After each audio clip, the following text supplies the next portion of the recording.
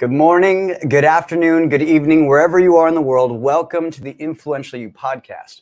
I'm Josh D'Amigo, lead faculty for Influential You and your co-host for this weekly podcast. And I'm joined by my co-host, Influential You founder and co-founder and CEO, John Patterson. You'll see him in a second, but he's back from vacation and not a moment too soon. I'm going to look at him real quick, John. Welcome back. There's his hand. You see him now. At Influential You, we teach you how to take charge of your career and amplify your professional influence. Since 2009, we have helped thousands of business owners, executives, and entrepreneurs become more influential, more rewarded, and more you. Today, we welcome my good friend Mathew Heggem to the Influential You podcast. Mathew Heggem is the founder and CEO of 10kcreators.com, a social enterprise whose mission is to help 10,000 creators achieve financial freedom through mentorship, training, and access to critical resources. In his role, Mathew helps professional artists make and manage their money by serving as their business advisor, coach, mentor, and consultant. In his 18 plus years in the accounting industry, he has served in leadership and growth roles at various firms, consultants, and he works with entrepreneurs and small business owners. He has been the member of various boards, including the Sage Accounting Advisory Council, Women Talk Money Advisory Board, the Greenwich Village Chelsea Chamber of Commerce, and Pentacle. Mathew has been recognized by CPA Practice Advisor as a 20 under 40 superstar, has been featured as featured speaker at QuickBooks Connect and Xerocon, has published 30 plus articles for the Accountex Report, SmartCEO, and Entrepreneur.com. He's an alumni of the Goldman Sachs 10,000 Small Business Program, has completed the Fundamentals of Transaction Program, and currently in our Thrive program. And just wait, there's more, because there's a whole second side to him. There's the artist side. As an artist, Mathew has 18 plus years of experience performing choreographing and teaching in modern and contemporary dance, and was the co-founder of 2 New York City-based dance companies. He's performed at arts festivals, cabarets, and theaters throughout the Mid-Atlantic region, including Dixon Place, The Tank, the New Dance Alliance's Performance Mix Festival, John, I'm going to say it wrong, Gloucester New Arts Festival. You'd think a guy from New England would be able to get that. The Trans Modern Festival and DC's Raw Festival. And the list of his accomplishments goes on and on and on. Mathew Heggem lives in Seattle, Washington. And I like to describe him as the best connector I've ever met because he makes me look like a wallflower. Please welcome Mathew Heggem to the Influential You podcast. Mathew, how are you feeling now? I'm feeling great. I like that guy who you're talking about. So he seems kind of like he knows a few things. Yeah, thank you. Yeah. What a great list. Thank you. Well, and Mathew, here's what we'll just kind of start with. I know that I just read a lot of your accomplishments, but in your own words, could you describe your business and what you do for artists with 10K Creators? Yeah, totally. So I think it is best summarized as helping artists to improve how they make and manage money. That is literally what it's about at the end of the day. But that looks different for every artist depending on the circumstance they're in. So I have clients right now who are running arts organizations, who are running nonprofit agencies, but they are wondering how they can generate revenue through earned income strategies. And so with one case in point, an example, a collaboration actually with one of my clients, a dance company out of DC, we're building a whole new program around building racial equity in the arts through dance, where people are actually financially contributing to this infrastructure and this program. And so that's one example on an organizational side. I've got clients on an individual side who can't rely on grants simply because there aren't enough of them, and the consistency of that funding resources is low and inconsistent. And so we're building e-commerce platforms to help them generate revenue between those moments. And then other clients are kind of running sound businesses and doing what they need to do, but they're capable of more, first of all. And secondly, they have some things around their financial lives that they just haven't taken care of, ranging from, developing saving habits or thinking about more long-term things like end-of-life stuff that is essential as part of their legacy planning. So for me, it's really about saying, okay, first of all, what are you doing today around making and managing your money? What do you want to be doing as a creator in the world? And what's stopping you from getting from point A to point B? Let's figure out what those obstacles are, and let's just start breaking them down. And clearly, sometimes that means that's me holding the space as a coach, as a business mentor, as an advisor. And sometimes that means we're bringing in partners like financial advisors or CPAs or bookkeepers or even attorneys or insurance agents to help troubleshoot and really support the things that need to go into the ingredients of their financial success. So that's what I'm focused on. That's John, anything to ask? I mean, about with all of that expertise right there. Well, Matthew, I it's a pleasure to get to know you this way, because I only know you just ever so slightly through your programs, and I just must say I'm really impressed, really impressed. It's great to get to know you this way. I'm kind of curious about your life before Influential You, because I know that I read your notes, and it sounds like things were going really great, but then something happened. Something didn't go too well. And I'd love to go there. I always love to start there because, look, I love to celebrate triumph as much as I can, but I know that there's a hardship, and I'm interested to know what happened. So how was life before, and what happened? Let's dig into that a little bit. Yeah, cool. Well, I think part of why I wrote, life was great, because sometimes you have to kind of really understand that what you went through, as unfortunate or as horrible as it might have been, is actually the blessing, right? And I say that because, I found myself, for example, the beginning of this week at a conference with a bunch of accounting educators, leaders in the industry. And I was sort of walking down this pathway and just realizing how lucky I was to be in the presence of this community of people who loved me and supported me and have always been advocates for what I stand for in the accounting industry.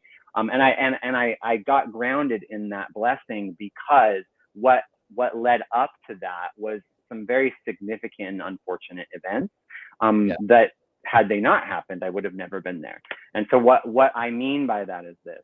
When I moved to New York City, I just finished college, and I'd gotten into a dance company, and I was really excited. And as a dancer, I was performing on all of the main stages and doing the thing and getting paid for rehearsals and performances. But the truth is even though I had, quote, made it, I wasn't making enough money. And so I had to kind of find a way to generate some income. And so, of course, I started in the nonprofit sector and realized at that point, there wasn't a lot of resources. And so then along came this person who worked in the bookkeeping space and said, hey, you've got some skills.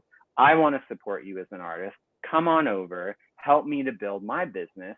You'll gain financial success, make your art, and we'll all win together, right? And so I said yes. I mean, it was sort of like the perfect opportunity that arose in this situation where I was like, okay, I'm doing really well at the starving artist thing. I'm very successful at that, but it's not quite working out. So I said yes to that. And I trusted this person. He was a gentleman who had sort of represented the person in my life at that time that was helping artists to get paid. He happened to be the bookkeeper for one of my former employers. And so fast forward, I came on board, helped him grow his organization. And that's where I sort of rose to the ranks of being speakers at these conferences and writing all these articles and doing all this stuff. And I was sort of riding high on this 7-year pathway of being this executive inside of this fast growing, industry leading, small business, super powerful accounting consulting firm. Until one day I got an email. I got an email that a client was suing us. And that email was a client that was very close to this individual and very close to the company, had a long history. So it was completely dumbfounding for me. It was like, why? So I texted my business partner, asked them, what was going on. Meanwhile, I was sort of on way en route to a rehearsal, a tech rehearsal for a performance. So I had been balancing both my art career and my business career. And what he said back to me was, you're going to get, the less you know, the better. You're going to get some emails from some attorneys, and just follow along. And like that, like, talk about putting the fear of God in who you are, right? And it was like so overwhelming. So anyway, so then, you know, what happened after that is, then the next day I got a stack of papers in the mail about this thick, with a fraud case against the firm, in which I was being listed on the bad side of that equation, because I was one of the firm executives. And so that sort of not only blew me out of the water in terms of like what's happening to this business, this thing that I had put my heart and soul into over the last 7 years, but also just like getting presence of the fact that it had happened, and that this person I knew and had trusted for longer than 7 years, because I'd known him prior to that, was actually lying to me the entire time. And so that threw me into this whole experience of having to deal with the legal battle. I unfortunately couldn't afford representation, so I had to represent myself in the United States Supreme Court Commercial Division, which is not recommended at all. But look, if you don't have the money, you can't afford it, which is the name of that game. But yeah, then put me into this like 2-year period of time where I had to just fight and struggle and push and deal with all of the dynamics of what that meant for me personally, what that meant for me professionally, how that impacted my relationships, how that impacted who I thought I was, and who all these other people were around me. It was pretty traumatic.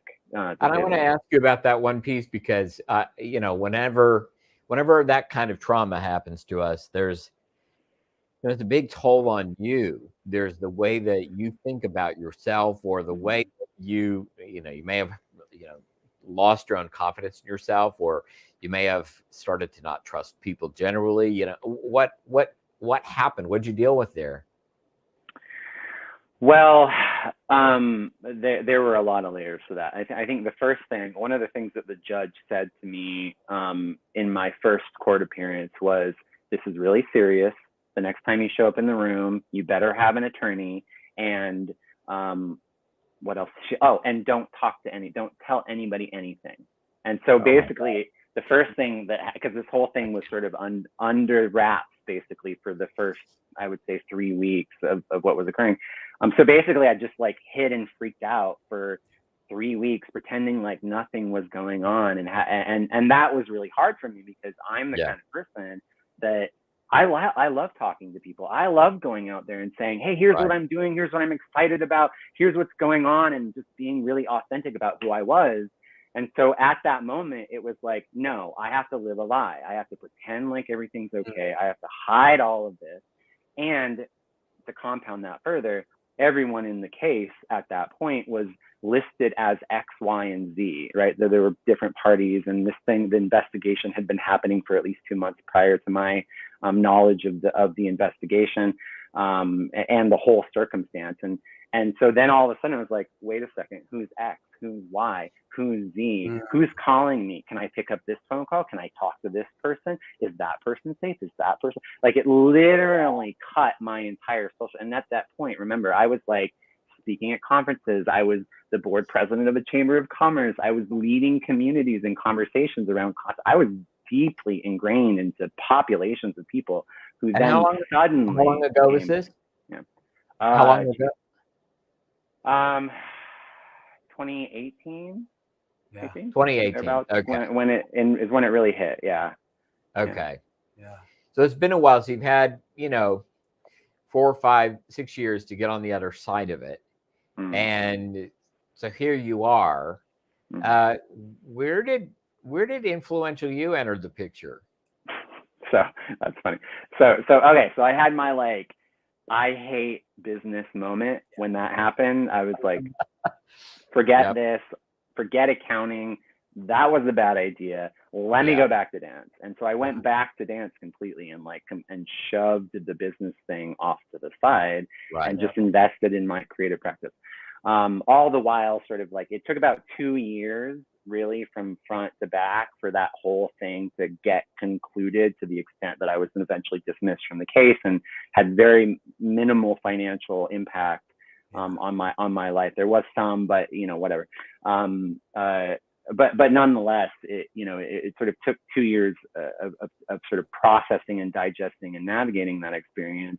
And then at one point I realized, I was like, wait a second, even if, and I hadn't been dismissed at this point, but at one point I was like, okay, great. So there's one possibility of multiple outcomes where I could just get, tagged for having to pay for my business partner's mistakes. I was like, okay, great. Well, that means I better make some really good money, because that's going to be a big bill on the back end of this. And so I finally was like, okay, I got to go back to corporate. I got to go back to business, because there's no way I'm going to make that kind of money in dance. Right. So I started at first doing like the job interview thing, and that wasn't quite working for me. I'm not like a work for others kind of person. I'm a work for myself kind of guy. And then eventually I was like, okay, I feel comfortable enough kind of tipping my toe back into the accounting industry, because that's kind of where my competency was. That was where all my relationships were. Yeah, and so sure. I started taking on clients, and eventually I took on a client that asked me to sort of serve as the president for the firm for a full year. And it was in that contract when I met Josh. And Josh kind of came to me and well, I don't want, maybe you don't want to hear the story yet, but Josh, let's just say Josh left a great impression, and I was like, okay, that guy knows what he's doing. And that was kind of how I discovered Influential You. Yeah, and I remember that very clearly, because you were working at a company in New York, but you were living in Seattle. Mm-hmm. And so you had moved across country after all this has gone on. You're kind of, rebuilding what's next. And we started having conversations because I think it was Outleads was mm-hmm. the group we were at. And yeah. I had it was in the middle of COVID, John, and these two are networking, which is not surprising after the two of us, but we're getting in the networking, we're meeting. You'd kind of moved with me a little bit. You were kind of coming, you were kind of on the edge. You weren't sure, you were looking at this program and another. What was that thing that we're like, that's it, this is the line in the sand, I have to do the fundamentals of transaction program? What was that moment for you? What was that moment? Okay, well, I feel like that moment was that I was in this role, right, as the president of yet again another accounting firm, and I was like, okay, I don't want to repeat any of the mistakes or things that I had missed the last go around, because we know what happened to that crazy train. And so when you came into my purview, I witnessed you behaving a certain way, and that behavior to me was okay. Was the kind of behavior that I wanted to practice, and so really it was about your behavior at that moment that sort of inspired me to sort of lean into it. But then I started to get to this point inside of the firm that I was with where I wasn't seeing the change that I was looking for. I was experiencing a lot of conflict around cultural transformation and implementing new procedures and really negotiating a different sort of dynamic with both the staff and the clients. I was in essence experiencing resistance. And so when I looked at the program, I thought, okay, there's got to be something I'm doing that's naive or inaccurate or poorly informed or whatever around how I'm engaging with the work that I'm doing. And so it just felt like the right thing to do. Yeah. Well, and then you get into the program, and if you're just joining us, you just heard Mathew Heggem's kind of backstory. And you might hate people and business as much as we do at this very, very moment, based on his story. Yeah. Boy, I'm sitting there getting angry again. And then you start to learn some things. And one of the biggest takeaways that you wrote down was that people are indifferent to your aims. Can you tell us a little bit more about maybe that, maybe some of the other things you kind of realized in the program that you might have been naive to? Yeah. Excuse me. So obviously the issue that I had experienced, excuse me, with my former work colleague was an issue of somebody I couldn't actually trust, right? And so I think what I was naive to was that if people look and act like you, right, there were certain attributes of this person. I was like, oh, this guy's like me. He's like an older version of me. He's super cool. He's super kind. He cares about the world. He wants to do good things. He's like all these things. He's helping artists, right? He's all this. He's like check, right? my son was like, okay, then he must be like me. I can trust this guy, and like put all my eggs in that basket. He's got this and I got that, and we'll do our thing. Right. And obviously that wasn't the case. Right. And so for me, what became apparent was that I was naive to some of the other realities of how people operate in the world and how they interact with capitalism and money making, and really the impact of the systems and structures that are around us that make us do things that aren't good for others. Right. That's in essence what I became more present to. And it was sort of one of those moments where I was like, okay, I have to really take a step back and think about who I trust, why I trust them, and whether or not what they're aiming to do in their lives actually supports who I am and who I want to become. And I'd never really thought about it at that level, or at the level of integrity with which Influential You approaches that conversation. And I think the other component to that was that, there's the individual and who they are and how they are on the journey, but then there's this thing called the current, right? This sort of energy, or this way of being and acting that happens on sort of a macro level that's influencing people. And some of them are being influenced not by their own volition. And so then all of a sudden to become present to the possibility that, like, okay, there's all these people, they're all trying to get you to do this thing. I'm sort of saboteur style, the people pleaser. And so I'm like saying yes to everything, thinking that, saying yes is going to be the answer to like all my life's dreams. And yet that's not true, in part because there's also this current thing floating out there. So yeah, I think it put more integrity around my discretion in terms of who I choose to engage with. Yeah, really good. Anything there, John? Well, it's such an important part of the 5 stages of professional influence, because one of the things that we address in stage 2 is that you've immersed yourself in an ambitious peer group that is for your well-defined aims. And so often that is the case that people find themselves in peer groups that aren't necessarily good for their own aims. In fact, they may work against them. So anyway, I just, kudos to you for finding the right group for yourself. Yeah. And I remember for me, finding out that the people were indifferent to my aims hurt so much. Like, it was like this moment of like, oh, no wonder I can play at a street corner and people can walk by and not throw change into the hat or things like that. As an artist, it's kind of, it hurts a little bit, but some people find it a little more freeing. Not me, not my personality. I didn't see it that way. So you also talked about the fact that now you also learned about the transaction cycle and slowing down to speed up. So tell me a little bit more about knowing where you are in a transaction now with your clients. And then we'll probably talk a little bit more about how you started this company. But tell me more about what that means, slowing down to speed up where you're at in the transaction cycle. Well, I mean, it is quite literal, right? In that it's a matter of saying, don't say yes before you know what you're saying yes to, right? That's sort of the first premise of that. So then you got to ask yourself, well, what am I saying yes to? And so then you have to actually get present to that there is a set of things that you could be saying yes to, which is sort of rewinding back to that there are a whole set of possibilities out there. And then and then that rewinds you back to that, wait a second, what am I wanting to do?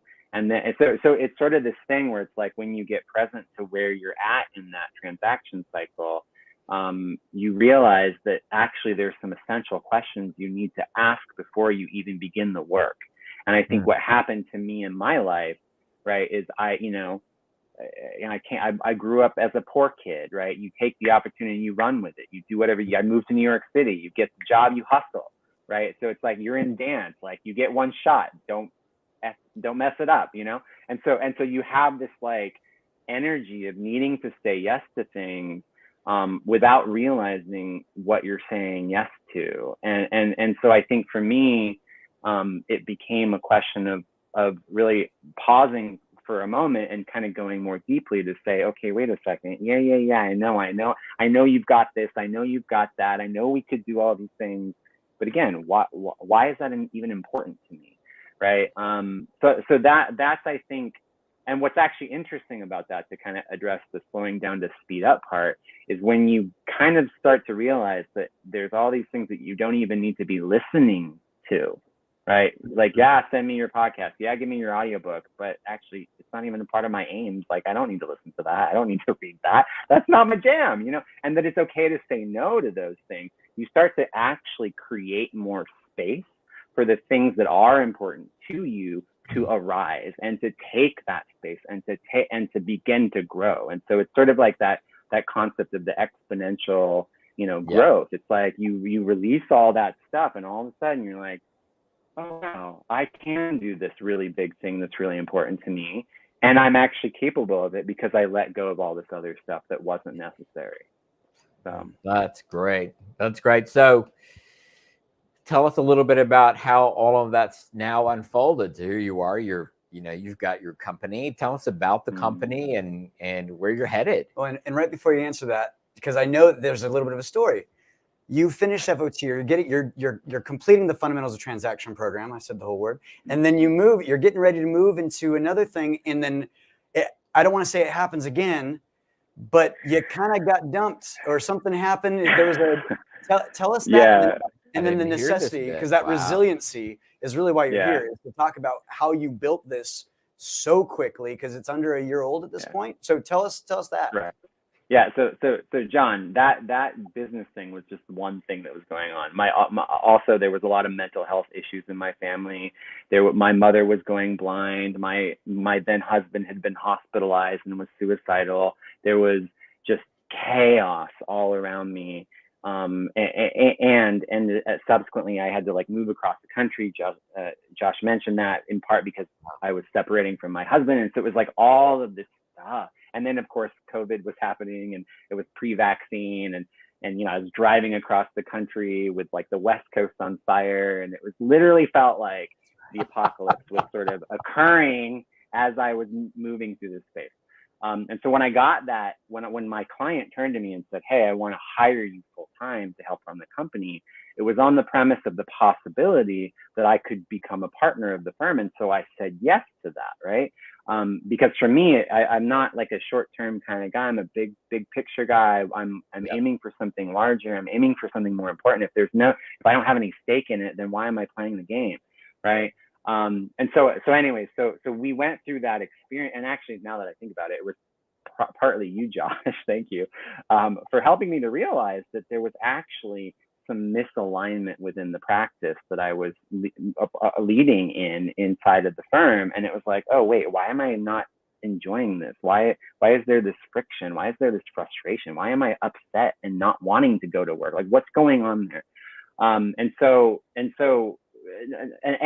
my client, my colleague at that point agreed. We had all this friction all of a sudden that came out of this dynamic. And so we decided nonetheless that I had signed up to join the next iteration of the program, and I was throwing myself into Thrive. And then my cat died, which was the icing on the cake for me, because it was I love my cat. She's my baby for 18 years. So it was it just kept coming.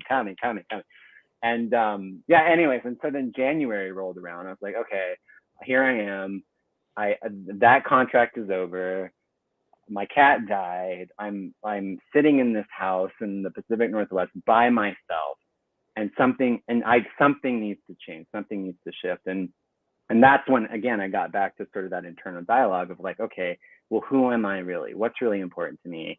Yeah. And perhaps more importantly, I've learned a lot along this journey. And I am both an artist and a business person. So why spend my time, as I had up to that point, separating the two? Why was my art life over here and my business life over here? And I was sort of kind of balancing the two in this really convoluted, complicated way. It worked, but maybe not. And so basically I emerged out of that saying okay, what if I brought all of that together? What if I said that in being who I am and standing for something that I believe, which is practicing what you preach as an artist, that I would start to apply some of those principles to myself and then share that knowledge through service with the clients that I work with. And so that was the real sort of deeper motivation behind the creation of 10K Creators. So I think that answered your question, Josh. Yeah, and it's so fun too, because I got the opportunity to work the 13 steps with you. And we you remember we went at it at some of those points. I think we had 2 or 3 meetings, and it was like, now are you doing the work and taking the action? Now how many invitations are you going to make? And I felt so awful, but I could see you actually being like, oh no, yeah, that's the process. Let's do the process. How is the process going? How did the 13 steps help with the 10K Creators? Give us some of that picture. Like, what you have to say with the 13 steps that the 13 steps being one of the tools that we use here at Influential You to help people make their aims so, if you will. That's right. Exactly right. So for those of you that don't know what it is, you have to come to our website. Welcome to the party. Matthew, what do you have? Yeah, okay. So I think I understand your question. Well, first of all, one thing that I discovered about myself in the program, which was really important, was that I am an insane overthinker. Like, you give me a word, I will write you a novel about it and then give you 5 arguments why that word doesn't mean what it means, and then 5 more on why it means what it means, and then never agree with myself about it afterwards. Right. So, and I discovered that in the material. And I think when you talk about the transaction cycle and the 13 steps, there was friction there for me. Right. And in part because I am in the personality type of performer. So I'm like, I'm here now, but then like, when we're done, I don't know where I'm going to be. I'm going to be wherever I'm going to be. Right. And yet this transaction side, and I've got my moods and I've since come to acknowledge that like moods are fun, moods are playful, but there were certain moods inside of this experience where I was being confronted with this overthinker, this overanalyzer, who was being also informed by a skeptic that was like, wait, who am I trusting here? What's going on? Who's trying to tell me to do what, right? Because remember, that script was, and sometimes is still there for me. And so when I was going through these 13 steps, it was like, okay, Matthew, trust yourself, because part of the story is if you have trust issues with others, then you have trust issues with yourself. So part of it was like this constant practice of being like, okay, no, I am actually qualified to do this work. Okay, no, I actually do know some things that can have an impact on the people I'm working with. Okay, great, check. Okay, then what is it? What is that thing? Okay, great, but then let me just be clear about designing that thing so that I can deliver it effectively, right? And there was sort of a meticulousness to this process of creation, right? That up to that point, remember, I've been an artist all my life. So for me, it was like, show up in the studio and just make something, right? You didn't ever have to think about what you're making. You just kind of knew what you wanted to make and you just did it, right? But in business, it doesn't it doesn't always quite work like that, right? And so so for me, it was this really nice framework of being able to sort of slow down, think about all the bits and pieces that are going to go into this thing. And then before you put the next block down on the table, you got to make sure the first block was well cemented in. Right. And so that's what I loved about the experience of going through that with you. That blueprint. And John, maybe you'll say something else, but I like to talk about the 13 steps as, as you're building your transaction, you'll forget more than most people think about in your project, allowing you to be so much more prepared for what you're about to build. Yeah. There's no silver bullets, but as close as it gets, man, it's probably going to take some people and some thinking. Anything else you want to say about the 13 steps? Well, I love listening to the story because, gosh, I can only imagine what it's like to have in the background, that kind of mistrust of others, perhaps mistrust of other systems or processes, or maybe even a mistrust in my own self at some point. But I've watched so many people use the 13 steps in a way where what they utilize it for is it's kind of like, I know I could do this, I know I could do that, I know I could pull from here, I have this thought, squirrel, suddenly I'm going this direction, that direction. And it's this way in which we go, just do this, just this little bit here. Now then do that. Now then do that. Now then do that. And it's like a walking through a step by step, moment by moment sort of process that allows people to think accurately about their aims and think accurately about the transactions built to satisfy them. So Mhm. it's an amazing thing to hear, you talk a little bit about that process. And I love the 13 steps. It's where I go for, if I'm going to do a project, if I'm going to work on an offer, if I'm going to, do something of consequence, I'm gonna go through the 13 steps, and I can do it like that now. But I still use those steps to think accurately about everything. It's a process that helps.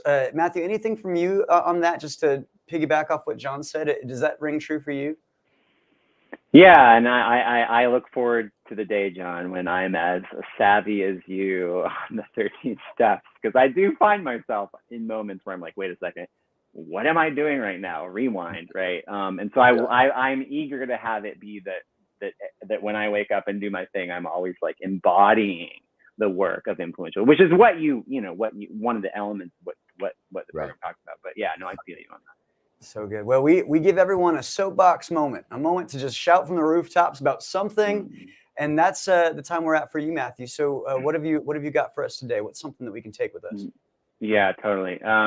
So mind you, if I do a bit of promotion here for a very specific program. Please do. Okay. So one of my favorite relationships in my life has been with a woman named Dr. Adrienne Clancy. She was actually a mentor of mine in college, my first choreography teacher, who I then started dancing with professionally, and then have since then worked with in varying capacities.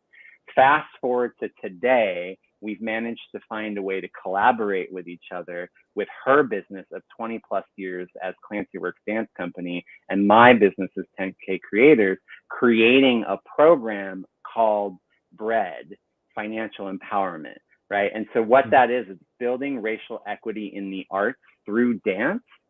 And there's a whole background to how that program came to fruition, and what sort of thought processes went into the creation of it and how it's manifested. But one of the things that emerged out of the last cohort was the need for our community to have a very serious conversation about money and how it shows up in the world of the arts, and how that's related to the economic inequalities that occur inside of the systems that we're operating within. And so we're super excited about that program. We're feverishly writing grants to fund that program. We're enrolling participants in that program now. So I would say if you are at on any level slightly interested in the conversation around racial equity and financial empowerment, and want to understand how the arts can be a vehicle for that kind of work, then please reach out to me, because we are looking for partners, collaborators, sponsors, supporters, participants, you name it. We're trying to fuel that program up, because it really is sort of a beautiful coming together of the life work that both of us have been doing in this sort of beautiful harmonious relationship through this program. So that's the thing I'm like really pumped about right now. So that's my soapbox. All right, I'm gonna be quiet. That's so great. And what's that? Where do we go? What's the website? Yeah, well, so you go to my website, 10kcreators.com, and to find out about me. And then if you want to learn more about the program itself, you go to clancyworks.org, CLANCY works, as in working, works.org. Right now, you'll also notice if you go to my LinkedIn profile, I do have a hyperlink to Clancy Works. I am also the associate artistic director. I took on that responsibility artistically this year, so you should find it without a problem. Great, love that, Mathew. Mathew, thank you so much for joining us today. John and I are going to talk about you, and then we're going to wrap on up. We'll see you soon. All right. What did you hear? What are you taking from all that? Because I know I got the opportunity to hear a lot of Mathew's story, and I know that I've read Mathew's before. I read his. He didn't write any of that in there, so you probably got a lot more than you were thinking. What are you thinking with all that? What did you take a look? Well, I now next time I'm in Seattle, I'm going to have to spend some time with him, because I have a similar backstory. I've told lots of stories here on the podcast or part of the e-coaching. But I have a similar story in the arts. Sure. I started in the arts. I have a bachelor's of environmental design. It's mostly about art and architecture. I studied University of Florence, blah, blah, blah. So I did a whole bunch of things in Austin, Texas. Tragedy struck. And I spent a great deal of time overcoming a lot of it. And it'd be fascinating to, there's some parallels there. Wow. That's all I'll say. So I have a lot of empathy for the experience that he went through. But also, I love the way that he utilized, not only his training in the arts, but his training in business. So he sort of reconciled with business, which I know many people we meet, they have an issue with money, they have an issue with business, they have an issue, there's, something there, and there's a reconciliation to do. So he did a great job of reconciling for himself his relationship to business and combine that with the arts to make something extraordinary. And for that, I'm grateful. Yeah. It was fun talking with him yesterday about the prep for the show. And that in the last few weeks, we had Liz on, we had Jen Caldwell on, we had Liz Smiley, Jen Caldwell, and that idea of value, utility, scarcity, what makes me useful, what makes me the only one that can do it. And him being able to combine those things of accountant and dancer or artist, to me, it's this beautiful, two-tier, like that you can't compete with. As a musician myself, I didn't trust anybody with my money. I didn't trust myself. Yeah. In fact, it wasn't even my money. It was my mom's money. So I wasn't trusting people with my mom's money. But what I found really quickly is that when you have someone who gets it, that relates to you, it eases a lot of it, because he's not coming to you as a suit. He's coming to you as a dancer who also is really skilled here. Yeah. And the fact that he was able to find that value for himself, carve that out, and do it so quickly after being dropped, that's a testament to kind of the work that he put into the program. So good. Well, very good. John, anything you want to say before I take you off the screen? No, that's it. Let's take us out. All right. Well, hopefully you guys will join us on the Thrive program. And if you're not yet, we'll tell you a little bit more about it. But we go to this screen and we hit that button. And if you'd like to know more about Influential You, please go to influentialyou.global and explore our courses, consulting, and conferences. We offer a 4-year curriculum for those seeking an advanced experience. However, if you're new to Influential You, we recommend you start with Thrive, the self-guided training, which is what Matthew was alluding to earlier. He's in that program right now. Thrive is a self-guided program that lets you learn at your own pace. Thrive members enjoy weekly live e-coaching sessions and an ever-expanding library of exclusive video lessons with our faculty, thought leaders, and industry experts. Let's have Joey put that up on the screen. Joey, if you could put up the URLs, thank you so much. And you can go ahead and look at that right now. You'll get proven proprietary tools to accurately assess your career and develop a realistic strategy to achieve your aims faster.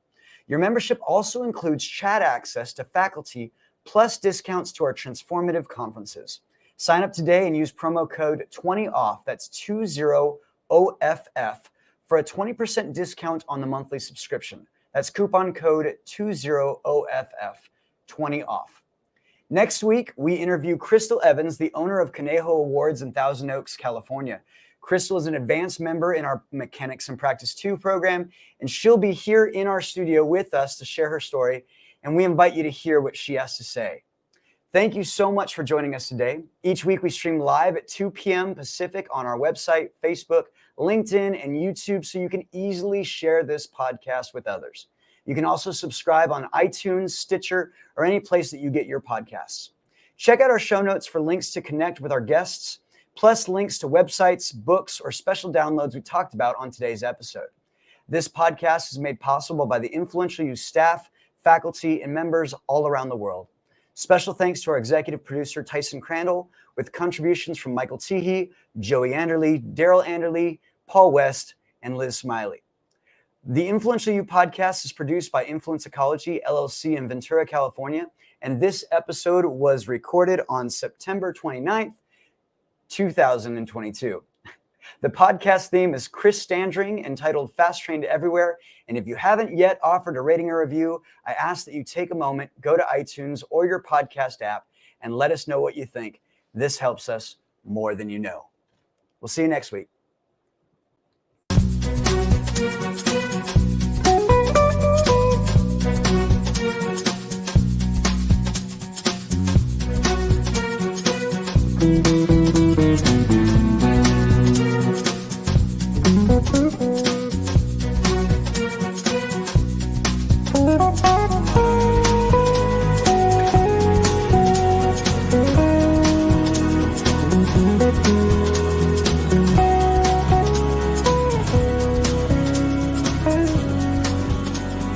soon.